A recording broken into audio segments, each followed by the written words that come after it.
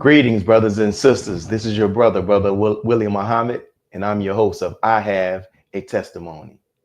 God came to us to seek and to save that which was lost. He raised a man from among us. He, the Honorable Elijah Muhammad, laid the foundation. What I'm doing is something that comes from him through me, and the thing that he uses in me to do the work is my faith in him and the word that he taught. To produce men and women who wanted to clean up their life and build an independent nation for the glory of God. Assalamu alaikum, and that's once again, thank you all for tuning in to another episode of I Have a Testimony. And we continue to do our best to bring dynamic guests, and we have yet another dynamic guest. This is my first time interviewing our brother. You are familiar with him if you're familiar with the work that's taking place in the city of Boston, Massachusetts. Let me make sure I pronounce that right. It's our brother, and we're honored to have him, the one, the only, Brother Randy Muhammad. Assalamu alaikum, my brother. Wa alaikum salam, brother minister. How are you? I'm fine by Allah's grace, man. And thank you for this opportunity to have you as a guest on our show. Yes, sir, brother. I'm honored. Thank you for having me. You know, I'm familiar with the great work that you're doing there in your city, which I actually have been a beneficiary of some of the work that you have done, specifically around the conflict mediation. So I'm honored to be on your show and to just share whatever words of inspiration that Allah guides us to talk about. Yes, sir. And I'm honored for this opportunity because, you know, we initially began this show really as a way to record our history, right? And I see myself as down the line that there'll be those who, when they want to write our history, they can come back and get these shows and they can hear the firsthand testimony from people who were actually supporters of the Honorable Minister Louis Farrakhan and believers in Master Farad Muhammad and the Most Honorable Elijah Muhammad and members in the Nation of Islam. So that's what I appreciate about this. And I like to jump right into this first question. And one of the things I love about this show, it gives me the opportunity to hear how people came into the Nation of Islam. And that's one of the things I love, and I always start off with that question. So if you can you tell us how you were first introduced to the teachings of the Most Honorable Elijah Muhammad? Yes, sir. All praises due to Allah. I was a young man, a teenager, when I first heard the Honorable Minister Louis Farrakhan. I happened to be, in the streets. One of the things about me, I grew up and I'm a child of the hip hop era. So I was always a part of the culture, from breakdancing to doing graffiti. Eventually, I was an MC. I was rapping. I was part of a group. And so I always had a great love and affinity for the culture of hip hop, and was a practitioner and participant in the culture. And so I was fortunate that in that time, in 88, 87, hip hop was conscious. And the rappers was saying words, and their songs had a message, and it was really uplifting and conscious. It was really Afrocentric. And so I would always listen to the lyrics. And one group that came out that really took the hip hop world by storm was Public Enemy. And they were so dynamic because of their style. You know, they had a real good blend of militancy, with the S1Ws. They had Chuck D, who had this very complex rhyme style, very militant, very politically and socially conscious, very serious. And then you had Flavor Flav, which was just pure flavor, right? So it balanced it out so that those of us that were in the streets, we got the funky beats and, you know, the freshness and the flavor of flavor. And we had the consciousness of the lyrics of Chuck D and the discipline of the S1Ws. And it just all blend together with these booming beats. And so I fell in love with Public Enemy. And so as an MC, I would decipher lyrics. And so I would always try to decipher Chuck D's lyrics because he had such a complex rhyme style. And there was always a message in what he was saying. So you really had to like think about what he was saying. And one thing that I noticed is he kept name dropping Farrakhan, right? So, I'm a follower of Farrakhan. Don't tell me that you understand until you hear the man, or Farrakhan's a prophet, and I think you ought to listen to, right? And so we listening, and me and my brother at the time, we would listen to to the album together, and we just like, what are they talking about? Who is this Farrakhan? So it intrigued us. We wanted to know who was he talking about. And then my brother got a hold of a tape from a friend of his who actually his parents were attending and were a part of one of the first study groups that started out in Boston when the Honorable Minister Louis Farrakhan started to rebuild the Nation of Islam. And so his family had a tape, one of the tapes of the minister, and he gave it to my brother, and my brother brought it home. And I remember when he brought it home, we were so excited. It was one evening after an evening of doing what we were doing in the streets, hanging out, came home late, and we popped the tape in, and, was just glued to the message. And I was never a person that was into church and religion. I didn't go to church. I didn't like that. That wasn't what I was about, what I was into. But I was drawn magnetically to the Honorable Minister Louis Farrakhan, and we just sat there and listened to the whole tape. And when it got to the end of the tape, we flipped it, listened to the other side of the whole tape.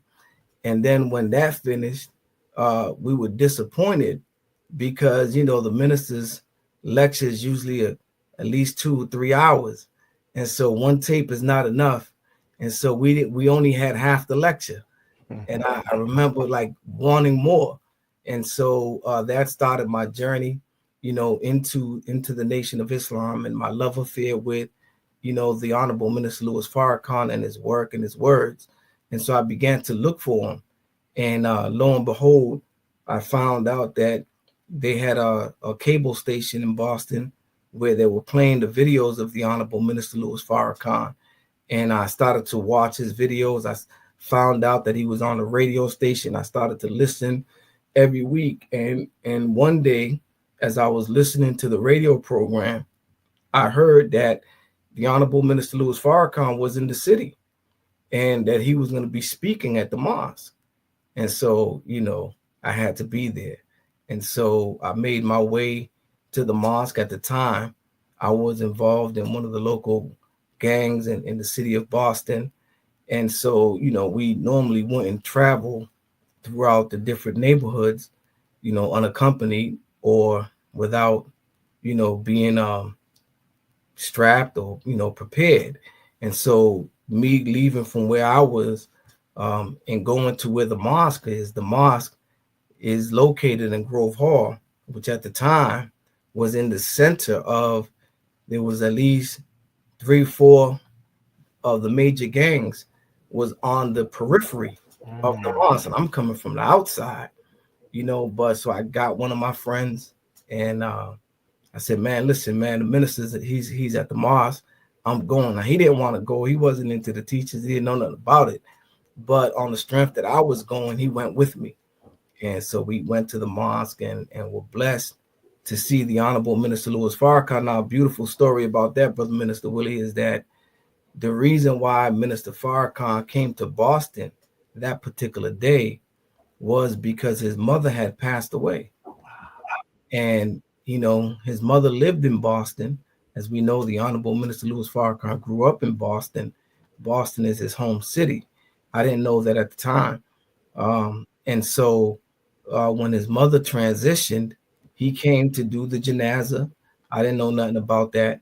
But I think it was on a Saturday, but he came to the mosque and he did the service, and that right there was very remarkable, because oftentimes when we suffer loss, we lose a loved one, most folks take time off to grieve, to mourn, especially your mother passed away.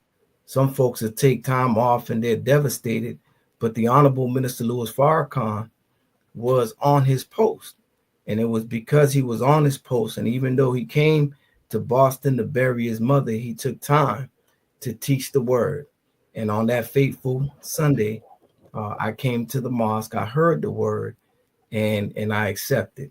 Wow. All praises due to Allah. Wow. You think about, you brought up several amazing points.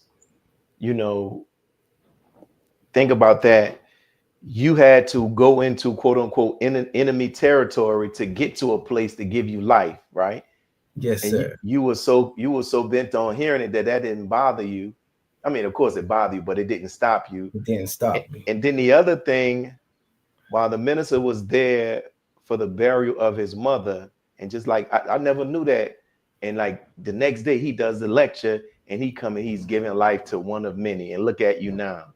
Yes, sir. See, this is why we have this show, to catch those type of testimonies. And thank you for sharing that, man. And as you were saying, man, Public Enemy has probably had the greatest impact on, I would say, on the nation, probably than any other hip hop artist or group, man. So it's interesting. We'll get to this second question.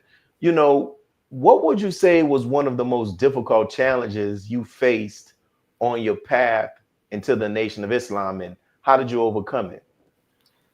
Yes, sir. I want to, before I get into that, I just want to take a minute just to say thank you to the Honorable Minister Louis Farrakhan for everything that you do, for all of the work that you have done and continue to do.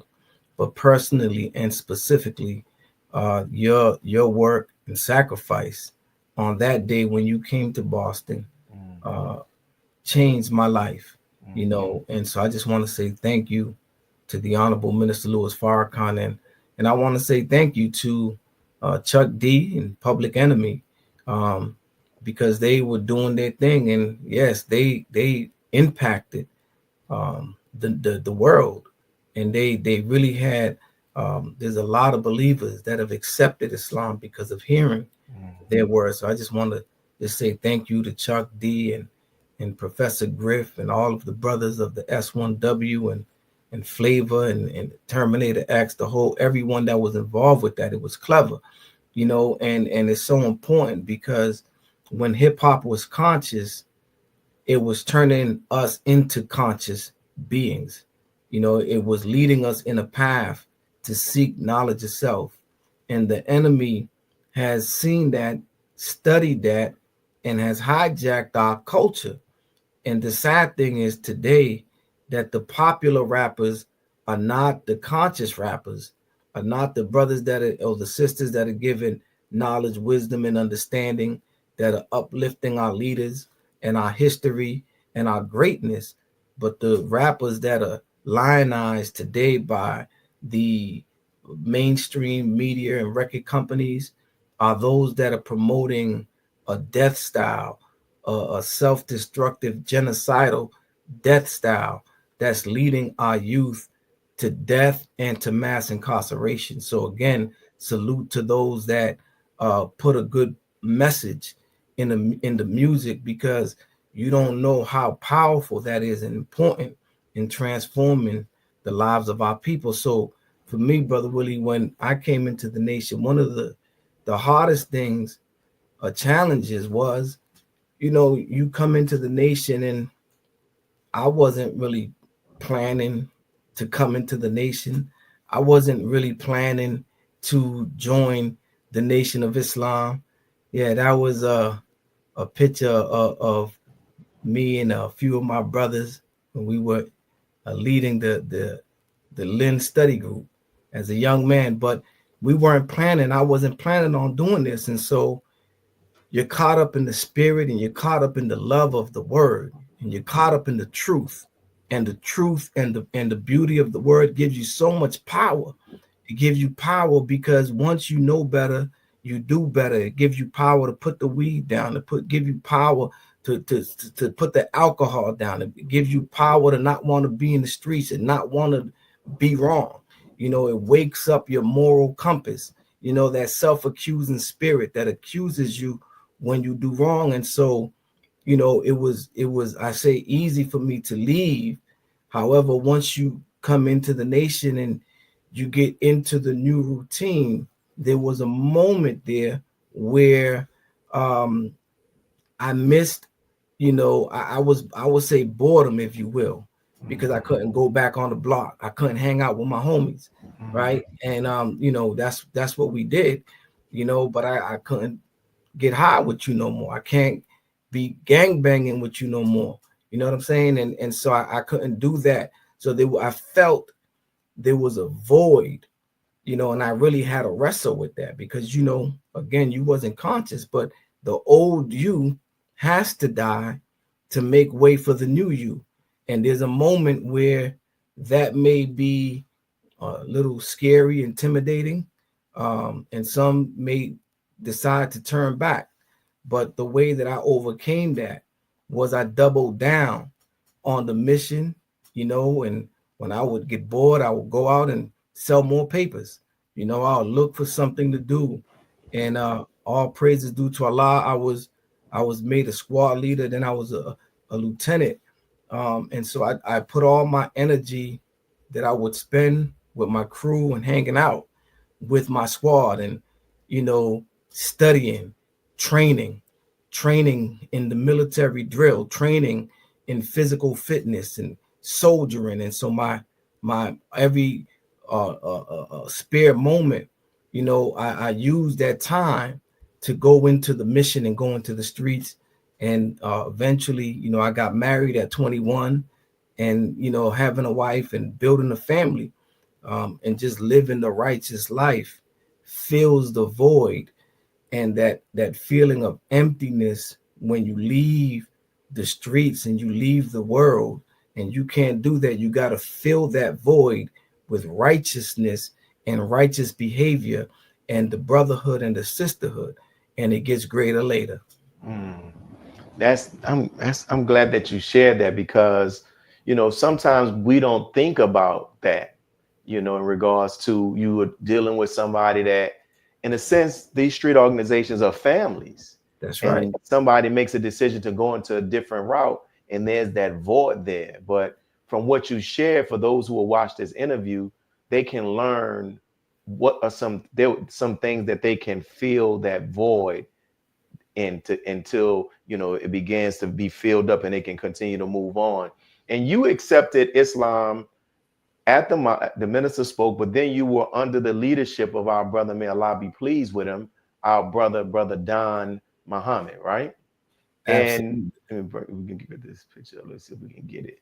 Our brother Don, it'll come up. But can you share with us? There it is. Can you share with us? What were some lessons that he taught you specifically? This is a two-part question. One, in delivering the teachings as a student in the ministry, and we'll start there first, and then we'll come back and ask you another question about what you learned from Brother Don. Well, I thank Allah for coming up in Mosque number 11 under the leadership of Minister Don Muhammad. He was such a beautiful example, after falling in love with the Honorable Minister Louis Farrakhan, and we love the minister because of his moral fiber. For those of us, when the minister, it's not just the words. He has the right word. He has the wisdom, but it's the moral fiber and the character that we see on display in every aspect of his life, his marriage, his business, his family, right? And so coming up in Boston under Minister Don, I thank Allah because, again, we weren't really able to see the minister, the Honorable Minister Louis Farrakhan, that often. Obviously, he's running a nation, but we had Minister Don in our midst, and he was such a great example.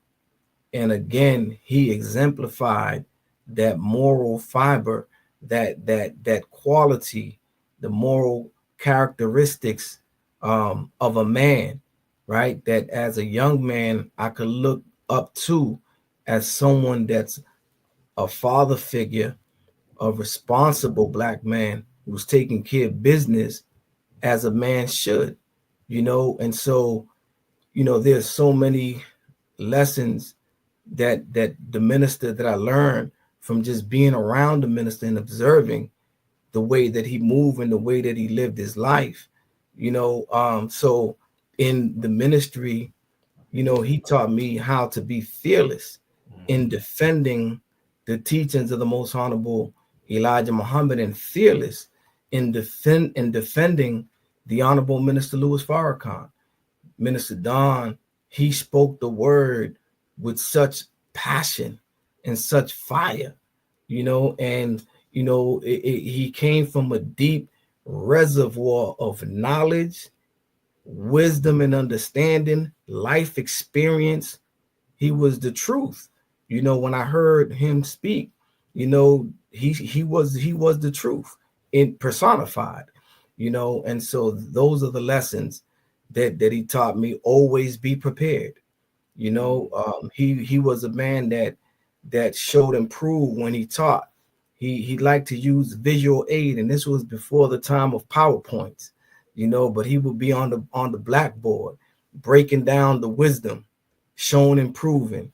And he would like to use props. He would bring out a picture. He's talking about something. He'll bring out. One time he had a bunch of mustard seeds, and he brought out and gave everybody a little mustard seed and show them, because we hear the same from the Bible, from Jesus, that if you have faith the size of a mustard seed, you can say to the mountain, be ye removed, and it would be so. We've heard it said, we might have read it, but how many people have actually held a mustard seed? He would bring it out and hand it out and let you hold and see how small this mustard seed is. So he would utilize props, and he would utilize different visual aids to teach, and he was well studied.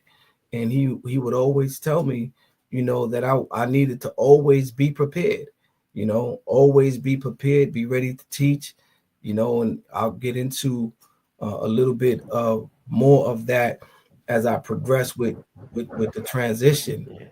But, as far as delivering the word, it was his fearlessness and his depth in studying the word that he instilled in me.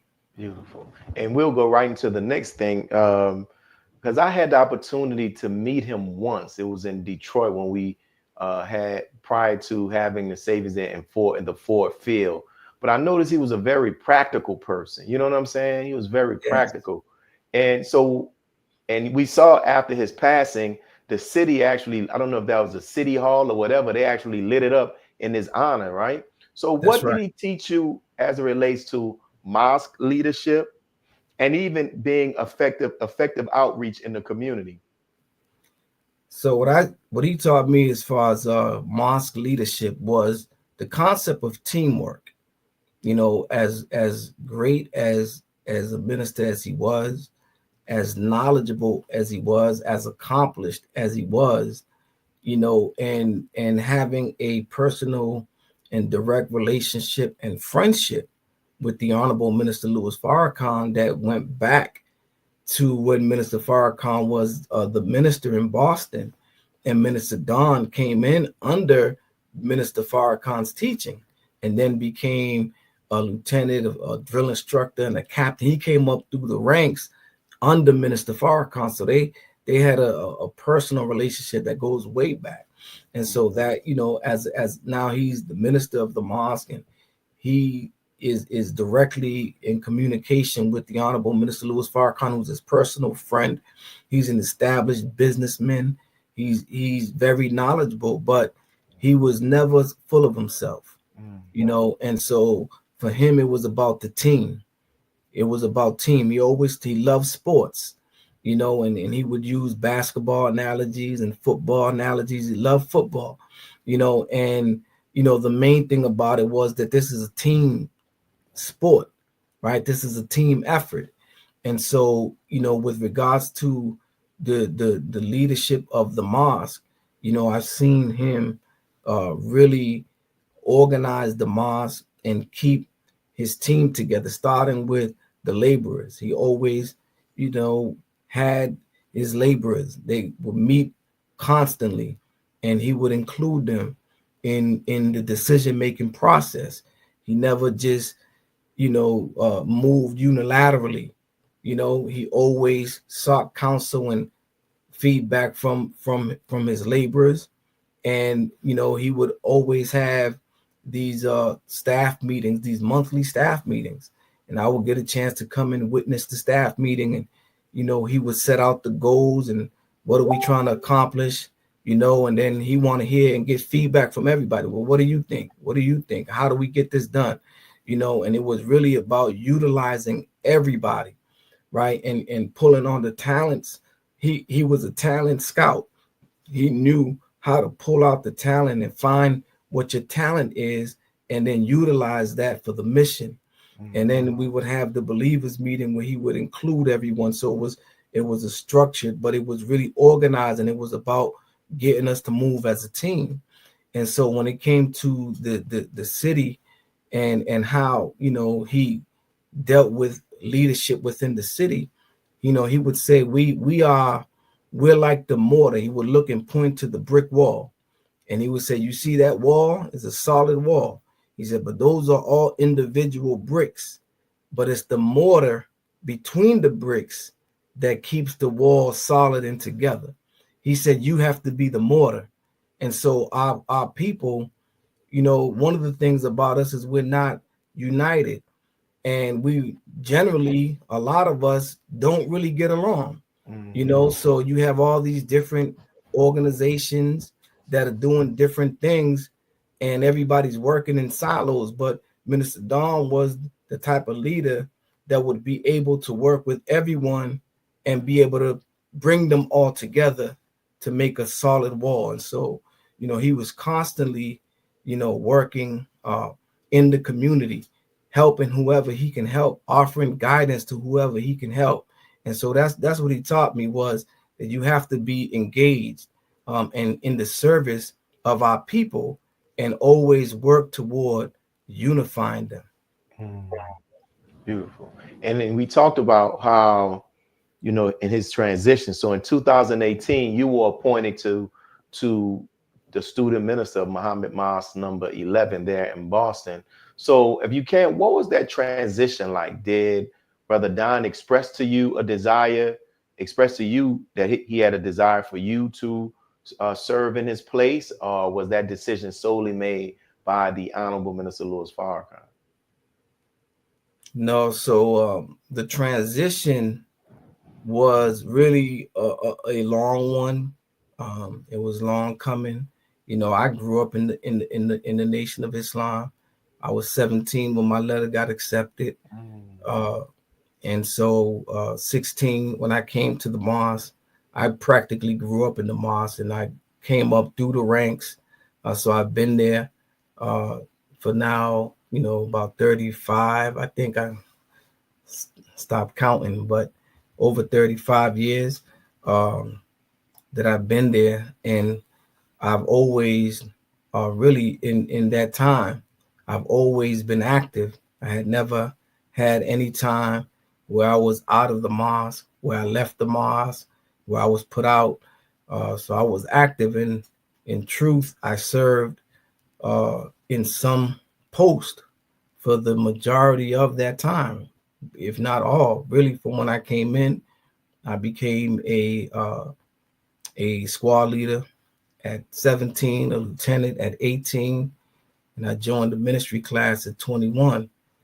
And so I've been around. But Minister Don, his transition, there came a time where he was battling health issues.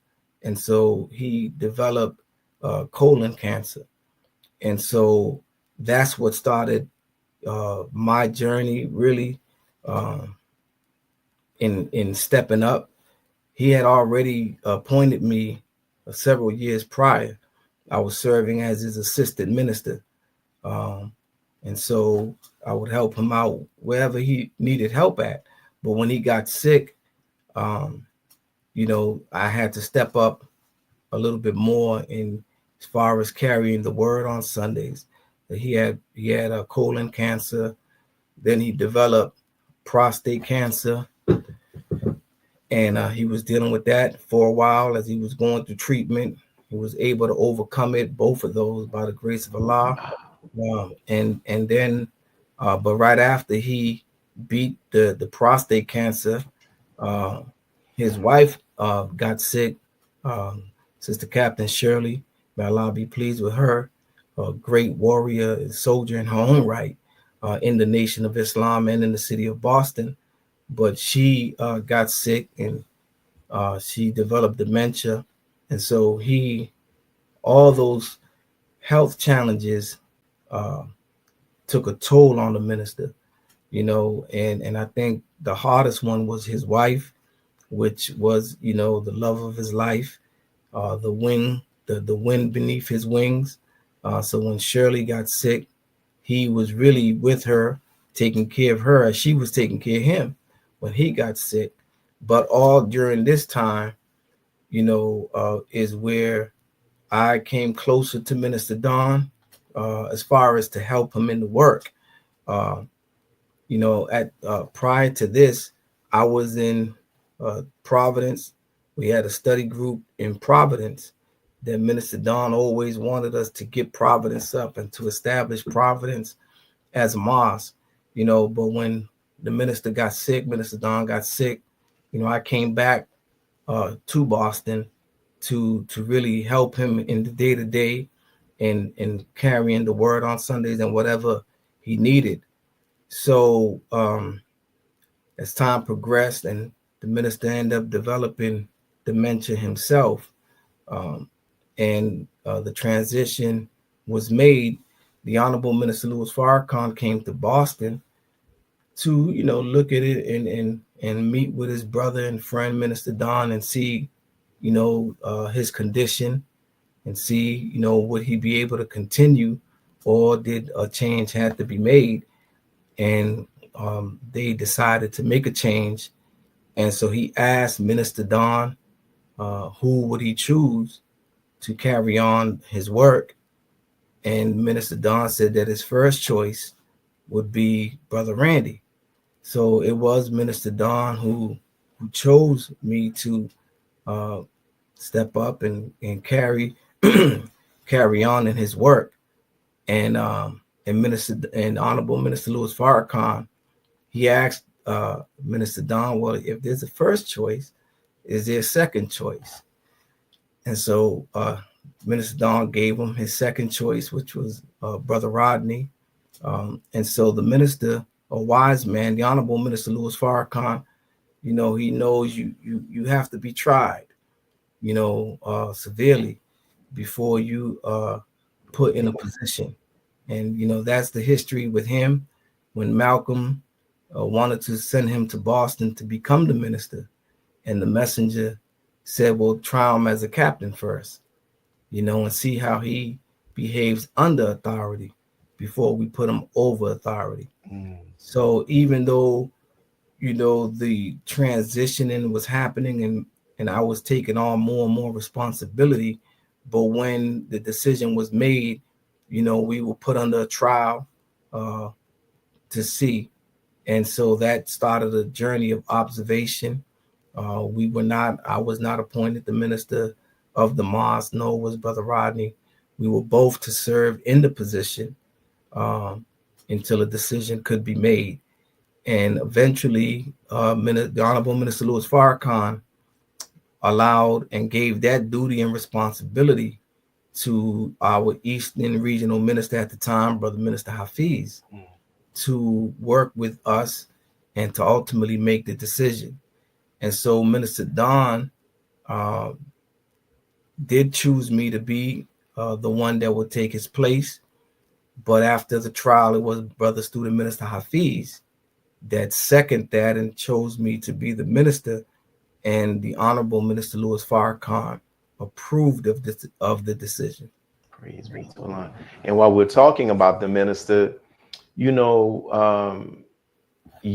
are laboring in the city, which was the first mosque that the Honorable Minister Louis Farrakhan served in as a minister, right? First temple. Yes, so, sir. Has the minister, because I know he's back there, his family, Like, were there any insight that he shared with you about just being a minister, a student minister there in Boston? And if so, what? Yeah, when he first came and came to Boston to make the decision to make a transition, he met with me in Minister Don's office, and he said, when I sent Minister Don, to Boston to be the minister, he said I didn't send him to the mosque. He says, and he pointed at the walls of Minister Don's office, and it was full of plaques, certificates, citations that he had received from the mayor, the governor, state reps, city council, prisoners, different organizations, just his walls. If you were in Minister Don's office, he just had so many recognitions and awards. And the minister, he pointed to those. He said, you see that? And he was showing me, he says, your work is not just in the mosque, but you have to be the minister over the city. You have to go out, and make friends all over the city, and so that really stuck with me, that our work as student ministers is not confined to the mosque, but that we have to be the ministers over the city, over the leadership of the city, over the preachers, over the elected officials, over our youth that's in the streets. Our work is not confined to the mosque that we sit in as students in the ministry. Beautiful, man. And doing these interviews and speaking to various people, that's a consistent guidance that the Honorable Minister Louis Farrakhan always shares, that our work is not in the mosque. And by us being in these positions as student ministers, sometimes we are blessed with the opportunity to be in settings with the Honorable Minister Louis Farrakhan, sometimes private with other student ministers, sometimes private just with he and just us ourselves, or some others, a few others, and at the palace. And the minister shared he's constantly teaching, constantly giving jewels and wisdom, and sometimes even in a phone call if he has called, right? So yes, is there any personal experience where the minister has shared any words of wisdom with you that you can share with our audience, that they had a lasting impact on you? Or anything that you may have seen? Yeah, I remember one time I was on the phone with the Honorable Minister Louis Farrakhan, and this was after the transition, and things were going well, and I was just giving him a report on things, and I let him know, Brother Minister, the spirit is good, the believers are doing good. I said at this point we were hitting 100% on our national obligatory, like every month, which we weren't doing. But we reached our stride, and we was hitting that 100% national obligatory every month. That was the first year that we actually made 100% of our Savior's Day gift drive. In my whole time in the Nation of Islam, we never hit 100%, but we got 100%. So I was excited. I'm telling the minister, and he says, son, he says, when you're speaking to the messenger, he wants to hear that you had a meeting and you had so many hundred first timers that came out. Wow. And so many, accepted. The charity is good, that's fine, but the main work is getting the people. And I was like, whoo. So here I'm thinking, man, like, we're doing good, and we're doing good. But remind me of something Minister Don used to always say to us. It don't matter what we did and we thought might have been good, he would always say it's not enough. It's not enough. So don't ever get comfortable in what you think is an accomplishment, because, the work that we're doing, if you will probably get one of these, one clap, not a round of applause, just a clap, if that. But there's so much more work to do.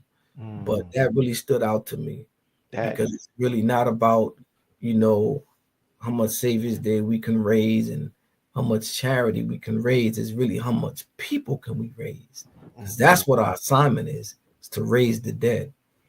Man, and that really shows, for those who are watching this interview, what our brother just shared is the essence in the heart, and besides God and his Christ, is the number one thing that's on the Honorable Minister Louis Farrakhan's mind, which is our people. And wow, and it's something. So thank you for sharing that, brother. That's one of the reasons why I love this show. We get those nuggets, man. We get those jewels, right? So we transition to a bit. You all do a lot of, you have a lot of service programs to serve the people. And I was reading up and preparing for this interview. Can you share with the audience and the viewing audience some of the programs and the services that you all have there in Boston? Yes, sir. One of the things, the first thing I'll mention is our prison program, which, again, I did prison ministry now for going on 30 years. I've been going into the prisons, the county, the state, and even the federal prison here in Massachusetts. And so we have a very strong prison program.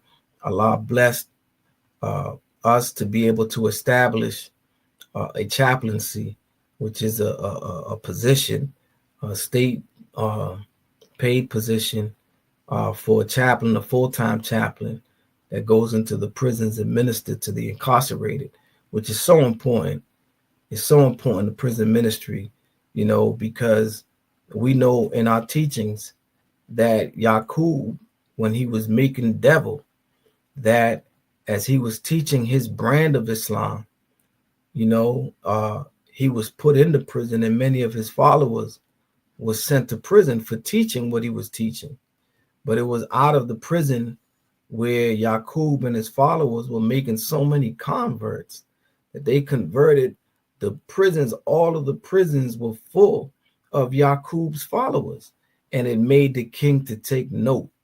And the king went and met with Mr. Yaqub, and when he figured out who he was, it was from the work that was done in the prison that the deal was struck, where the king sent Yaqub and his followers to the island of Pilan, where they began the process of making devil and grafting the original man.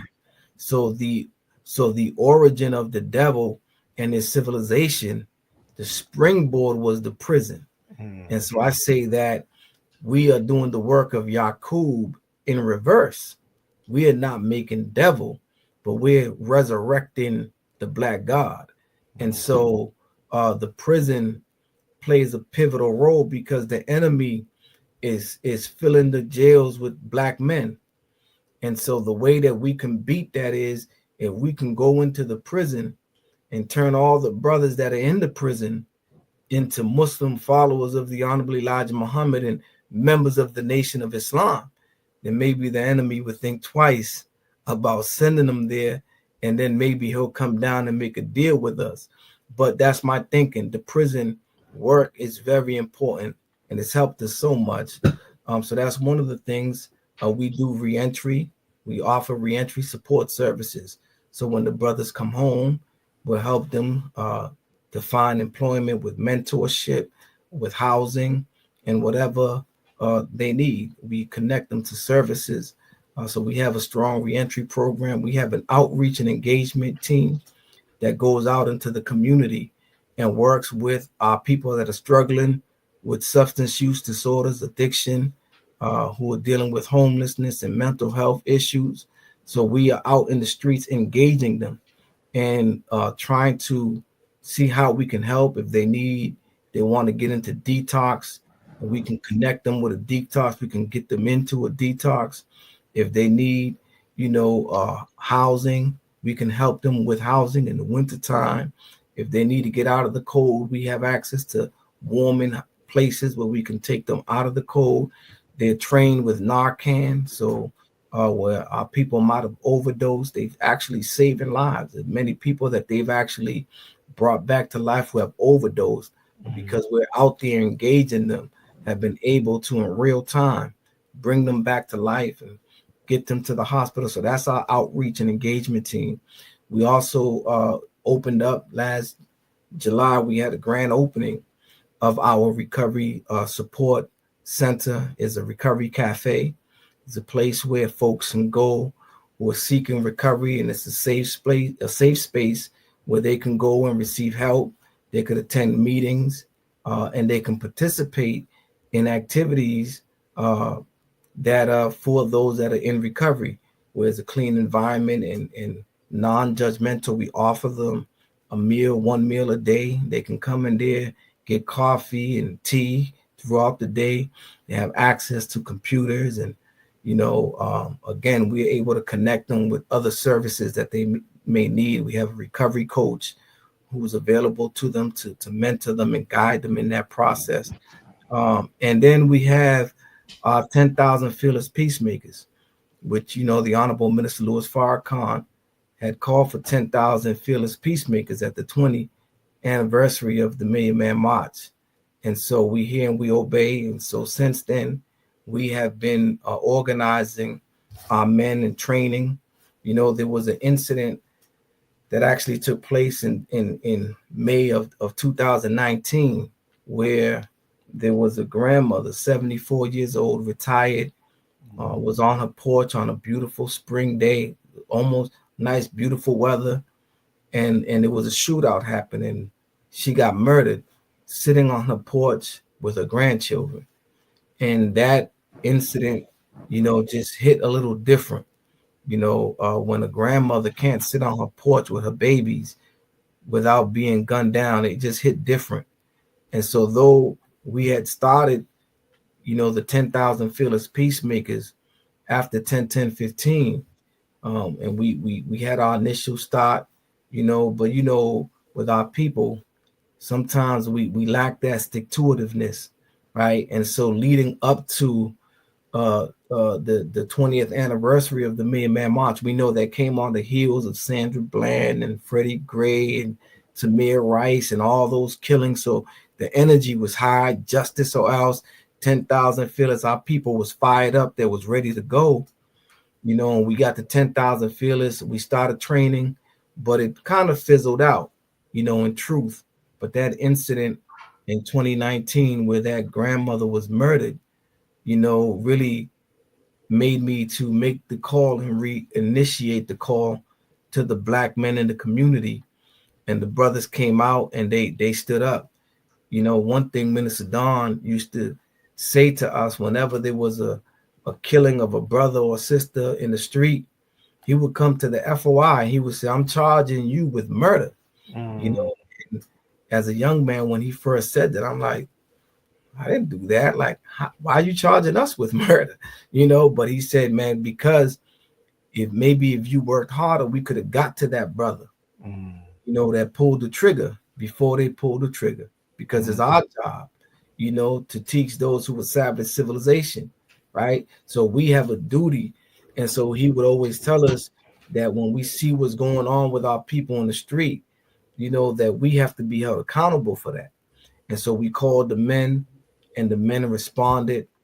And from that moment on, we reinitiated, the 10,000 Fearless, and we brought Captain Dennison, who was organizing the peace keepers, and he had a beautiful program.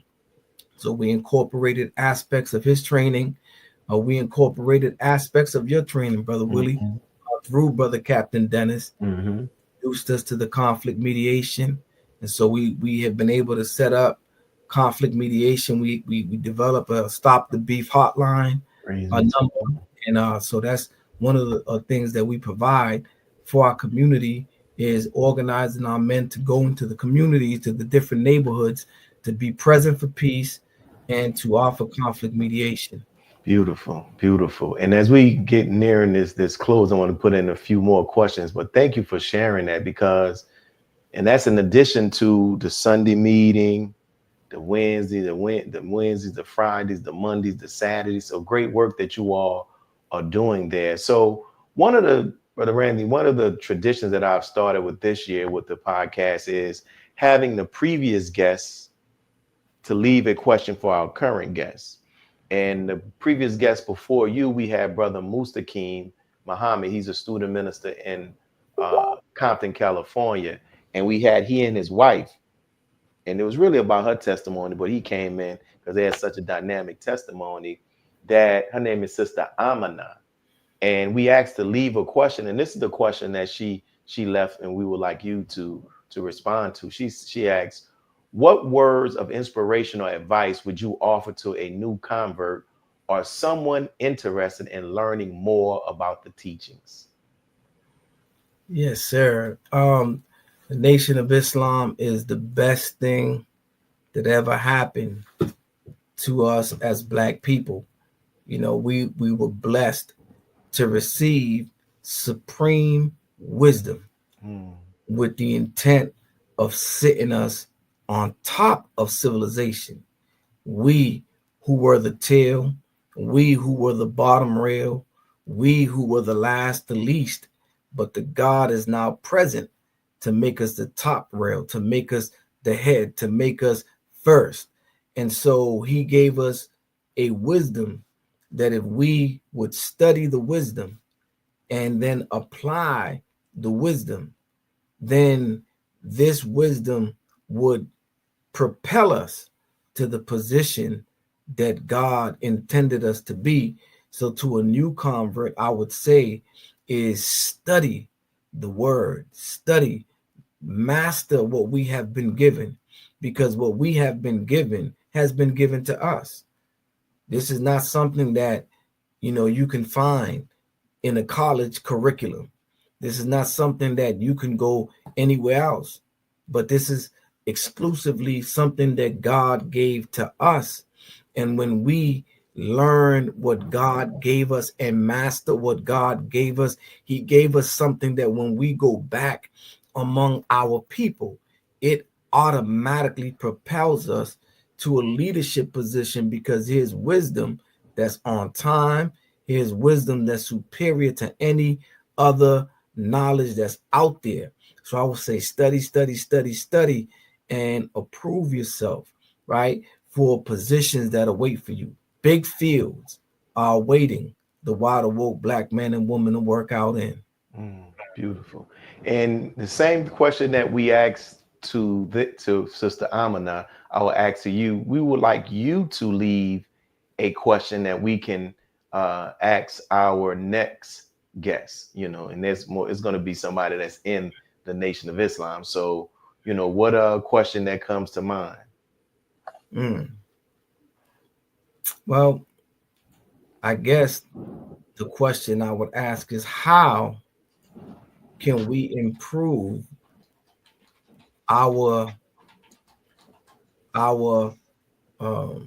converts and our retention in the Nation of Islam? How do we improve our converts and how do we improve our retention? Because retention, that's a serious problem that we have to deal with, because it's one thing to raise the dead and people accept and come in, but how many of those that come in stay in? How many of those that accept the word are we able to take from an acceptance to a convert? And the numbers are very low if we look across the board. So the question is, how do we improve those numbers? Beautiful. And definitely we'll look forward to asking that next guest that question. And I want to ask you this, because in preparing for this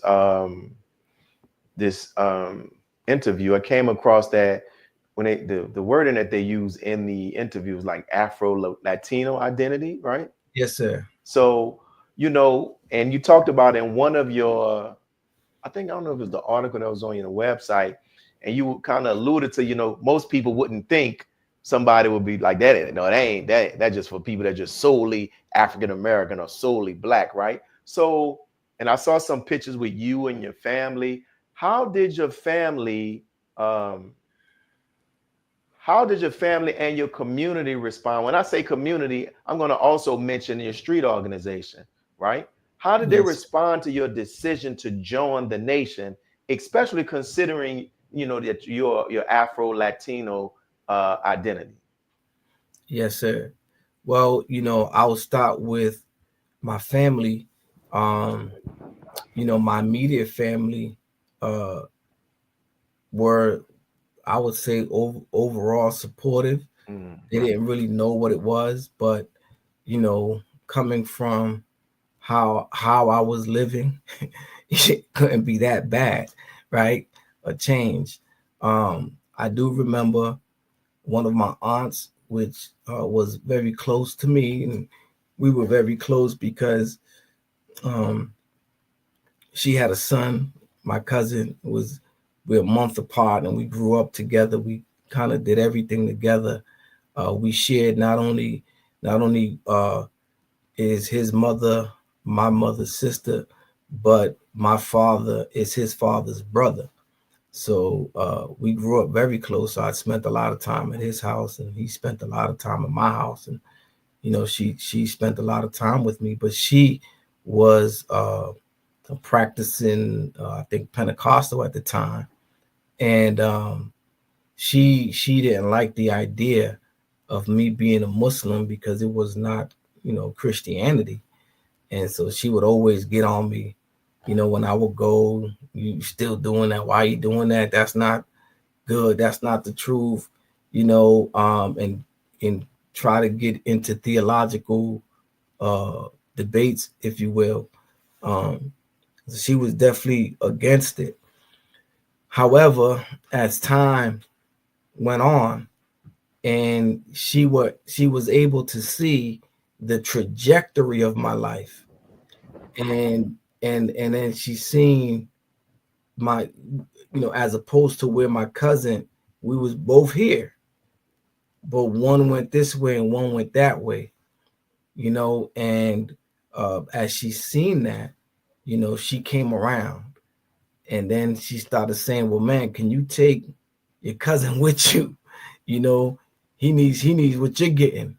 Now, this is the same one that would beat me up about being a Muslim, but when she seen the good of what Islam has done for me, and she seen the way that I was living, she came to respect and love it.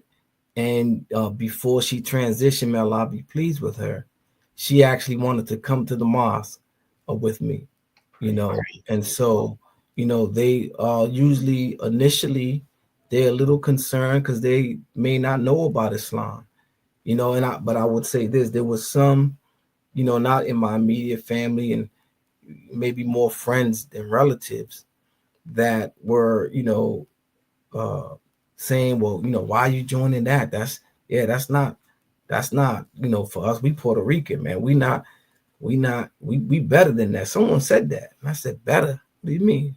What do you mean we are better? And that's that sickness that is white supremacy, that those who have any nearness to white assume that they're better because of their proximity to whiteness. And so, we had to disabuse them of that thought and mentality. But, in my immediate family, we're more Afrocentric. We always have been. When I look at, my father's side of the family, they're dark skinned Puerto Ricans, and they're very conscious of their history, and the knowledge of their self.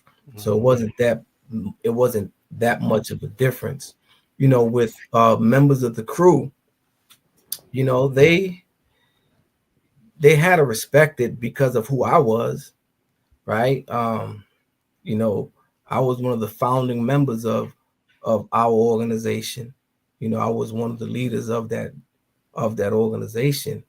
And even before we got to that point, I was always someone that among my peers was respected. And so, you know, when they see me pivot, they didn't really, they kind of supported it. They didn't know it was going to be real like that.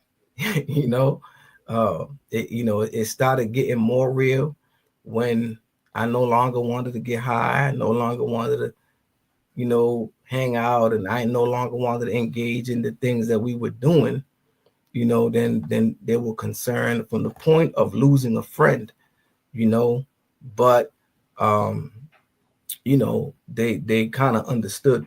They understood it, and as time went by, they totally understand it and respect it. I still see, many of my friends, and many I seen in the prison, many as I walk through the prisons, I run into, my old crew. I run into old friends, family members, relatives, folks that know me from the street, that are seeing me and know my history and know my trajectory, and there by the grace of God go I. So they've grown to have a great love and respect for the transition that I made, especially the way that it was made, because a lot of times, folks make a transition on the heels of a tragedy. Mm-hmm. They go to jail and then they find Islam, which, again, that's one of the best things you can do, but there wasn't any particular tragedy that happened to me that's opened my eyes. I heard the minister, and I was knee deep. I was right in it. I was in the midst of it. If it weren't for listening to the Honorable Minister Louis Farrakhan, who knows where I could have been. Many of my close friends are dead, have buried many friends, and many, that are buried in prison, done a lot of time in prison, and many now that are dealing with addiction really bad, Wow. so these are people that were close to me, that I hung with, that I was, leading in a lot of things, right? So if it were not for the minister and me coming into the Nation of Islam, I can see where my circle ended up and those that I was hanging with, and so I thank Allah for guiding me into the Nation of Islam. Beautiful, man. And as we close out on that, but an idea just came to my mind, and inshallah, we'll have you back. And I'm thinking about getting you and reach out to some other people in the nation who are members of a street organization, and we can just have a show where you all can just talk about that transition and just offer guidance to brothers who may be willing, and sisters who've reached a point where they still love their brothers and sisters who are part of an organization, but Yes, that sir. direction is something that they want to change. So thank you, brother, for what you shared. You dropped some jewels, and I learned history, and I'm appreciative of it, man. And I'm going to be getting with you. It'll probably give me a couple of weeks, and we're going to put that together and get some brothers from East Coast, West Coast, Chicago, some places down south, and we'll bring you all together so we can put this out there online, so those who want to change can be able to change. So thank you, my brother. One other thing before Yes, I go, Brother Minister Willie. So I want to do this on air. Mm-hmm. It's about that time. I need to bring you to Boston. Man, I would love to come, man. I want to reignite, the 10,000 fearless, and you gotta add energy to it. You gotta retrain the brothers. So I want to bring you to Boston so that we can get a training from you specifically for the 10,000 fearless. So let me know your availability in the near future, and let's work on bringing you to Boston so that you can work out with us here. I'll be honored, man. I'll be honored to, brother. And keep up the work that you're doing. In Boston is a very historical city for our nation. Keep it up. Give the believers the greetings there, man. And may Allah continue to bless you. Thank you, sir. Likewise. Assalamu alaikum. Wa alaikum salam. So if you all were like me, man, that's why I love doing this. I love doing these shows, just the history, the jewels that they drop. And after every show, I always ask myself, man, was there anything else that I could have asked the guy? What else do they know? But we're going to have our brother back on this show. But for those who are here watching, continue to tune in, continue to hit that like button, continue to hit the share button, continue to subscribe, because YouTube sometimes be attacking our YouTube page, but we're going to keep doing what we need to do. And may Allah continue to bless each and every one of you all. This is your brother Willie Muhammad. Peace. God came to us to seek and to save that which was lost. He raised a man from among us. He, the Honorable Elijah Muhammad, laid the foundation. What I'm doing is something that comes from him through me, and the thing that he uses in me to do the work is my faith in him and the word that he taught to produce